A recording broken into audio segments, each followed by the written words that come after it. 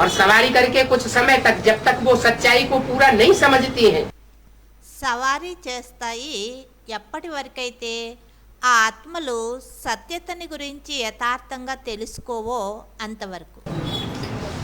Advance की गहरा ज्ञान की गहराई को पूरा नहीं समझती हैं, ప్రవేశించినటువంటి ఆత్మలు అడ్వాన్స్ యొక్క లోతుల్ని ఎంతవరకైతే యథార్థంగా తెలుసుకోరో तब तक विरोध करती रहेंगी. అంతవరకు వారిలో ప్రవేశించి విరోధమే చేస్తూ ఉంటాయి, విరోధిస్తూ ఉంటాయి, అంటే వ్యతిరేకిస్తూ ఉంటాయి. बाद में सहयोगी बन जाएंगी. తర్వాత సహయోగిగా అయిపోతాయి ఆత్మలు. जो आत्मिक स्थिति में पक्का हो जाएगा उनमें प्रवेश नहीं होगा. वो ఎవరు ఆత్మిక స్థితిలో పక్కా అవుతారో వారిలో ప్రవేశించరు. ఎవరో అన్నారు,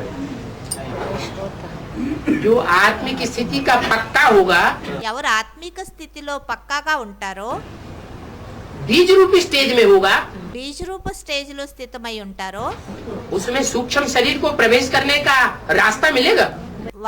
వారిలో సూక్ష్మ శరీరదారులు ప్రవేశించే మార్గం లభిస్తుందా?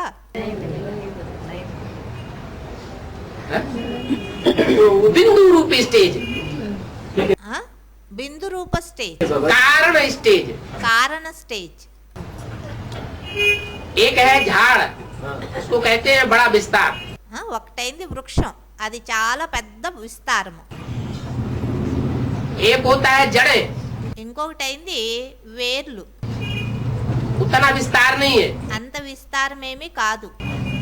लेकिन सारे वृक्ष का आधार है. అయితే మొత్తం వృక్షానికి ఆధారం వేర్లు. और एक उन जड़ों का भी बीज. అయితే మరొకటైంది ఆ వేర్లకు కూడా జన్మనిచ్చేటటువంటి బీజాలు. ज्यादा पावरफुल कौन है? వీటన్నిటిలో అన్నిటికంటే పవర్ఫుల్ ఎవరు?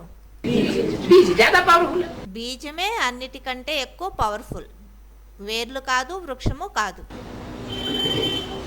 तो जो आत्मिक स्थिति जिनकी पक्की हो चुकी है, ఇలా ఎవరిలో అయితే ఆత్మిక స్థితి పక్కా అయిపోయి ఉంటుందో, इतनी पक्की हो चुकी है कि एक सेकंड में निराकारी स्टेज. ఎంతగా వారిలో ఆత్మిక స్థితి పక్కా అయి ఉంటుంది, ఒక్క సెకండ్లో నిరాకారి స్టేజ్ जब चाहे तब, ఎప్పుడు కావాలనుకుంటే అప్పుడు एक सेकंड में मनन चिंतन मंथन की स्टेज. ధారణ చేస్తారు. మరి అలానే ఎప్పుడు కావాలంటే అప్పుడు ఒక్క సెకండ్లో మనన చింతన మంతన యొక్క స్టేజ్ని కూడా जब चाहे तब, ఎప్పుడు కావాలంటే అప్పుడు ధారణ చేయగలరు. और एक सेकंड में साकारी स्टेज. మరి ఒక్క సెకండ్లో సాకారి స్టేజ్. जब चाहे तब और जितनी देर चाहे तब तक. ఎప్పుడు కావాలంటే అప్పుడు, ఎంత సమయం కావాలి అంటే అంత సమయము ఆయా స్టేజ్లో వారు స్థితం అవ్వగలరు. साकार इंद्रियों से सुख भोगने वाले, సాకార ఇంద్రియాలతో సుఖాన్ని భోగిస్తారు. ఎంత సమయం కావాలంటే అంత సమయం, ఎప్పుడు కావాలంటే అప్పుడు. फिर जैसे ही आक्रमण हो, साकार से क्या बन जाए? మరి ఏదైనా ఏ ప్రకారంగా అయినా ఆక్రమణ అయ్యే పరిస్థితుల్లో సాకారి నుండి ఏమవుతారు? एकदम निराकार स्टेज धारण कर ले. ఒక్కసారిగా నిరాకారి స్టేజ్ని ధారణ చేస్తారు. तो ऐसी आत्माएं जो परफेक्ट प्रैक्टिस वाली होंगी, అలాంటి ఆత్మలు ఎవరైతే పర్ఫెక్ట్ ప్రాక్టీస్ కలిగినటువంటి వారుగా ఉంటారో, अभी अभी साकारी, अभी अभी निराकारी, अभी अभी आकारी, ఇప్పుడిప్పుడే సాకారి, ఇప్పుడిప్పుడే నిరాకారి, ఇప్పుడిప్పుడే ఆకారి. बाप दादा ने कौन सी प्रैक्टिस करने के लिए बोला? బాప్ దాదా ఏ ప్రాక్టీస్ చేయడానికి చెప్పారు? सेकंड में साकारी आकारी. यही तो प्रैक्टिस करने के लिए बोला. ఇదే ప్రాక్టీస్ చేయడానికి చెప్పారు కదా. సాకారి, సాకారి, ఆకారి, నిరాకారి, अव्यक्त बनो. అవ్యక్తులు అవ్వండి అని. शुरुआत में तो बहुत ही बोलते थे अव्यक्त बनो, ప్రారంభంలో అయితే చాలా చెప్పేవారు, అవ్యక్తులు అవ్వండి, అవ్యక్తులు అవ్వండి అని. आकारी बनेंगे तो भी अव्यक्त है, ఆకారి స్టేజ్ని ధారణ చేశారు అంటే అది కూడా అవ్యక్త స్టేజ్నే. और निराकारी बनेंगे तो भी अव्यक्त है. నిరాకారి స్టేజ్ని ధారణ చేసినాను, అది కూడా అవ్యక్త స్టేజ్నే.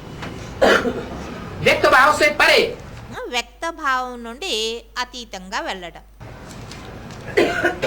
जो स्टेज इन आंखों से नहीं देखी जाती है। ఆ స్టేజ్ని ఈ కంటి ద్వారా చూడడానికి సాధ్యం కాదు. तो ऐसी स्टेज वाली आत्माओं को అటువంటి స్టేజ్ కలిగినటువంటి ఆత్మలను वो भूत प्रेतानी आत्माएं डिस्टर्ब भी नहीं कर सकेंगे। ఆ భూతపేత ఆత్మలు వారిని విసిగించలేవు.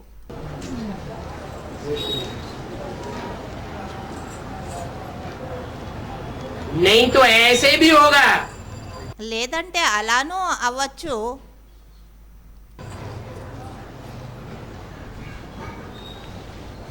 कि प्राण भी हरण करके ले जाएंगी। అప్పుడప్పుడు ఆ భూతప్రేత ఆత్మలు కొంతమందిలో ప్రవేశించి వాళ్ళ ప్రాణాలను కూడా ఆహరించి తీసుకుని వెళ్తాయి. जो स्टार की याद में रहेंगे, ఎవరైతే ఆత్మ నక్షత్రము ఈ స్మృతిలో ఉంటారో ब्रकुटी के मध्य में स्टार याद करने के पक्के अनुभवी बनेंगे। భృకుటి మధ్యలో నక్షత్ర సమాన ఆత్మని స్మృతి చేసే పక్కా అనుభవి అవుతారో उनमें इविल सोल कभी प्रवेश कर ही नहीं सकते। వారిలో భూతప్రేత ఆత్మ ఎప్పుడు కూడా ప్రవేశం చేయలేదు.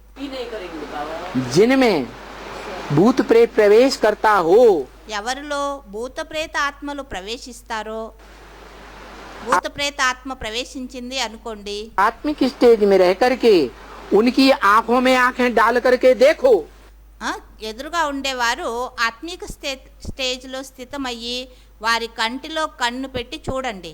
वो झट से नीचे आंख कर लेंगे। ఆ భూతాలు ఎవరిలో అయితే ప్రవేశించి ఉంటాయో వారు వెంటనే తల వంచేస్తారు, కళ్ళు కిందకు దించేస్తారు.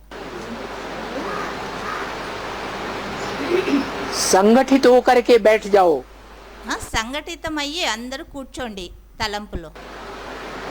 क्या कहीं भी भूत प्रेत आत्माओं का ज्यादा आक्रमण होता हो ఎక్కడైనా భూతప్రేత ఆత్మల యొక్క ఆక్రమణ ఎక్కువగా జరుగుతూ ఉంది అంటే ఎవరిపైనైనా, तो क्या करो, అప్పుడేం చేయాలి? संगठित होकर के बैठ जाओ సంఘటితమయ్యి యాదిలో కూర్చోండి. और संगठन की याद में रह करके ऐसा पावरफुल वातावरण बनाओ, సంఘటిత తలంపులో కూర్చొని అటువంటి పవర్ఫుల్ వాతావరణాన్ని తయారు చేయండి. आत्मिक स्थिति का वातावरण ఆత్మిక స్థితి యొక్క వాతావరణం, जो लगे कि परम धाम धरती पर आ गया। ఇలా అనిపించాలి, పరంధాము ఈ సృష్టి పైన ఈ భూమి పైన వచ్చేసింది, దిగేసింది అని, అంటే పరంధామాన్ని దించేశారు అని. అంతగా తలంపు యొక్క వైబ్రేషన్లు పవర్ఫుల్గా తయారు చేయాలి. तो वो आत्माएं टिक नहीं सकेंगी। అప్పుడు ఆ భూతప్రేత ఆత్మలు అక్కడ నిలవలేవు అటువంటి వాతావరణంలో. ज्ञान का तंत्र है, ఈ జ్ఞానం యొక్క సారమైంది आत्मा अपने स्वरूप को पकड़ ले, ఆత్మ తన స్వరూపాన్ని యథార్థంగా గుర్తించడం, जो भूले ही नहीं। ఎప్పుడు మర్చిపోకూడదు. ऐसे स्वरूप को जब आत्मा पकड़ लेगी తన స్వరూపాన్ని ఎప్పుడైతే ఆత్మ యథార్థంగా గుర్తిస్తుందో तो ज्ञान की दरकार ही नहीं। అప్పుడు జ్ఞానం యొక్క అవసరమే లేదు. रोज रोज मुरली में कहा जाता है, రోజు రోజు మురళీలో చెప్పడం జరుగుతుంది, अपन को आत्मा समझो, आत्मा समझो। స్వయాన్ని ఆత్మ అని గుర్తించండి, స్వయాన్ని ఆత్మ అని గుర్తించండి అని. क्यों कहा जाता है? ఎందుకని తెలియజేయడం జరుగుతుంది? क्योंकि ज्ञान का जो तंत्र है वो हमने अभी पकड़ा नहीं है। ఎందుకంటే జ్ఞానం యొక్క సారం ఏదైతే ఉందో అది ఇప్పటి వరకు మనము అర్థం చేసుకోలేదు, యథార్థంగా గ్రహించలేదు అని అర్థం. इसलिए रोज याद दिलाते हैं अपन को आत्मा समझो। అందుకే బాబా రోజు స్మృతి ఇప్పిస్తూ ఉంటారు, మిమ్మల్ని మీరు ఆత్మ అని గుర్తించండి అని. जब ज्ञान का तंत्र पकड़ लेंगे జ్ఞానం యొక్క సారాన్ని ఎప్పుడైతే మనము పట్టుకుంటామో फिर ज्ञान की दरकार అప్పుడు జ్ఞానం యొక్క అవసరమే नहीं रहेगी। ఉండదు. एक ही प्रैक्टिस पक्की करनी है, ఒకటే అభ్యాసం అనేది పక్కా చేసుకోవాలి. देह को भूलना దేహాన్ని మర్చిపోవడం, और आत्मा ज्योति बिंदु को याद करना। ఆత్మ జ్యోతిర్బిందువుని స్మృతి చేయడం. आत्मा बनेंगे ఎప్పుడు ఆత్మగా తయారవుతారో तभी तो आत्मा को पढ़ेंगे। అప్పుడే కదా ఆత్మని చదవగలము. आत्मा अर्थात बिंदु माने ज्योति बिंदु माने ఆత్మ అంటే బిందు, బిందు అంటేనే జ్యోతిర్బిందు అంటేనే बीज। బీజము. बीज बनेंगे तो बीज के झाड़ को देखेंगे।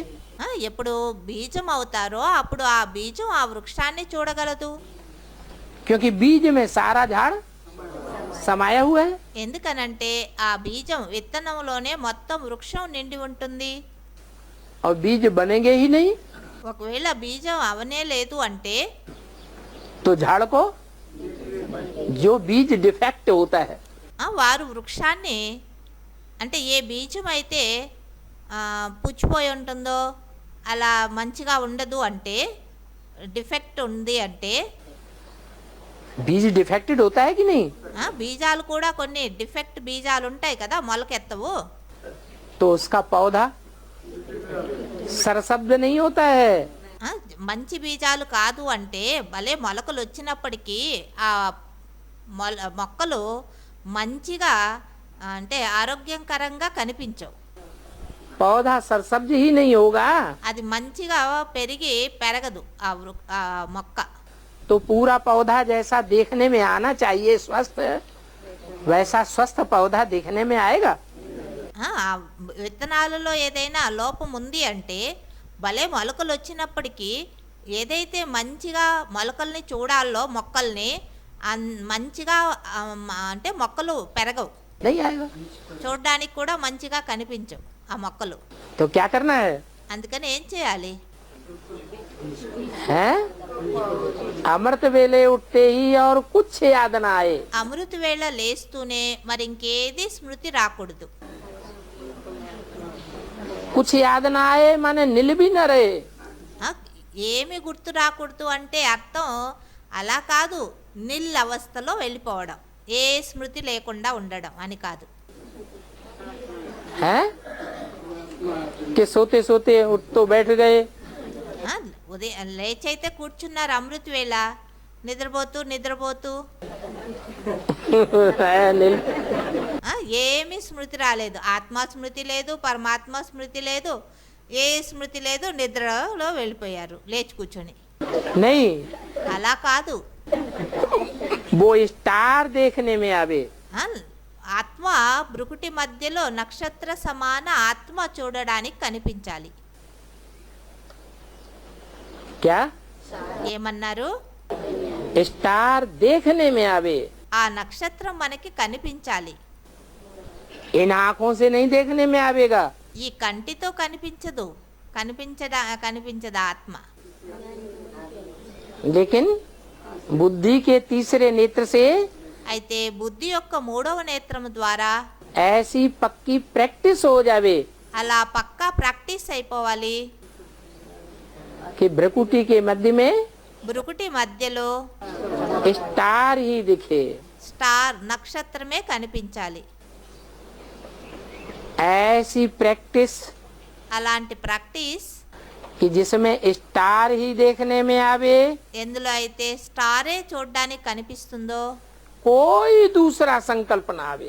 వేరే ఏ సంకల్పాలు రాకూడదు.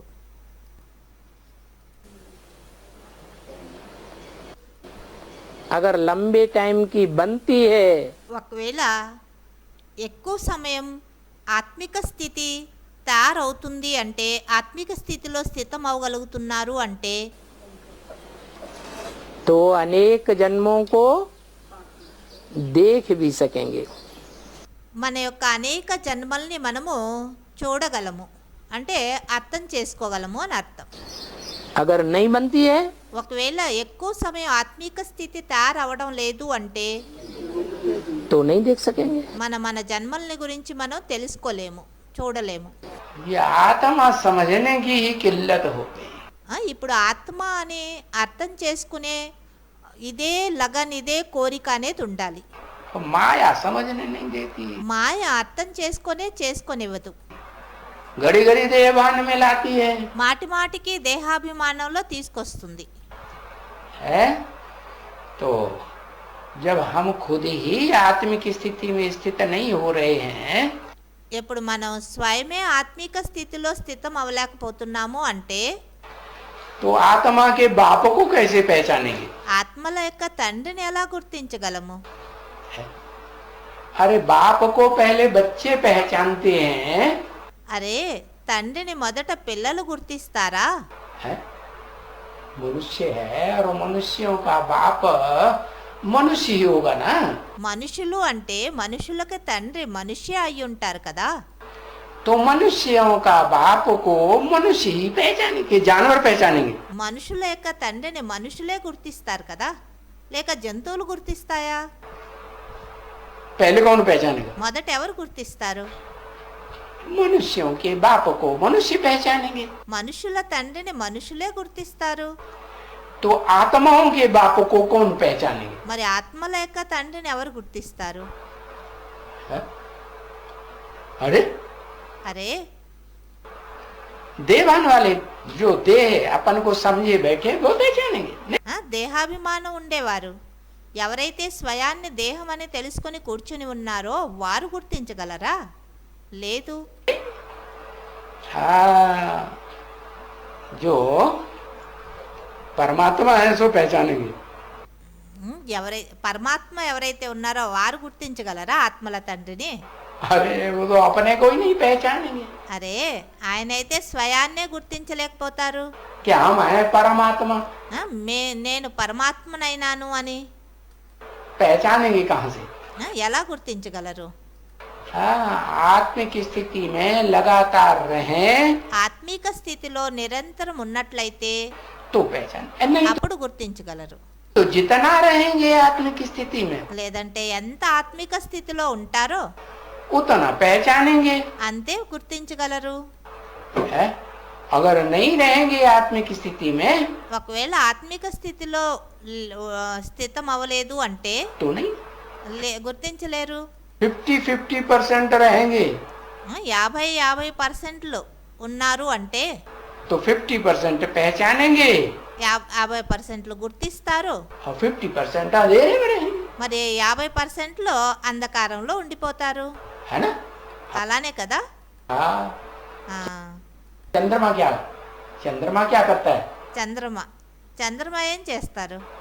है? चंद्रमा महीने में చంద్రమ నెలలో 15 दिन अंधेरे में जाता है 15 రోజులు అంధకారంలో వెళ్తాడు. और 15 दिन మరి 15 రోజులు रोशनी में आता है। ప్రకాశంలో పౌర్ణమి వైపు వస్తాడు. तो हम चंद्रमा की औलाद हैं या सूर्य की औलाद हैं? क्या बनना है? ఇప్పుడు మనము చంద్రుని యొక్క సంతానం కావాలనా సూర్యుని యొక్క సంతానం కావాలనా ఏమవ్వాలి? बनना तो है सूर्य की औलाद, सूर्यवंशी। వాస్తవంగా అయితే మనం సూర్యుని యొక్క సంతానము సూర్యవంశీలుగా అవ్వాలి.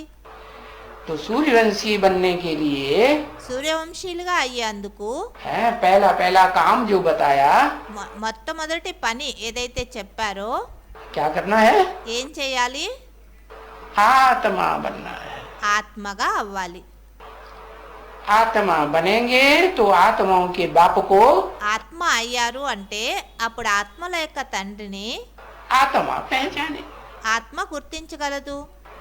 नहीं तो जो ज्यादा आत्मा बनेगा आत्मिक स्थिति में रहने की प्रैक्टिस లేదంటే ఎవరు ఎంత ఆత్మగా అవుతారో ఆత్మిక స్థితిలో స్థితులయ్యే ప్రాక్టీస్ చేస్తారో करेगा वो ज्यादा पहचानेगा। వారు ఎక్కువ గుర్తిస్తారు. और जो ज्यादा पहचानेगा ఎవరు ఎక్కువ గుర్తిస్తారో तो उसकी प्रैक्टिस ज्यादा हुई ना आत्मिक स्थिति की। వారి యొక్క ప్రాక్టీస్ ఎక్కువగా ఉండి ఉంటుంది కదా ఆత్మిక స్థితిలో స్థితులయ్యే ప్రాక్టీస్. तो उसकी दौड़ आगे हो गई ना। మరి వారి యొక్క పరుగు స్పీడ్ అనేది ముందుకు వెళ్తుంది కదా. వాళ్ళు పరుగు పెట్టి ముందుకు వెళ్తారు కదా. है?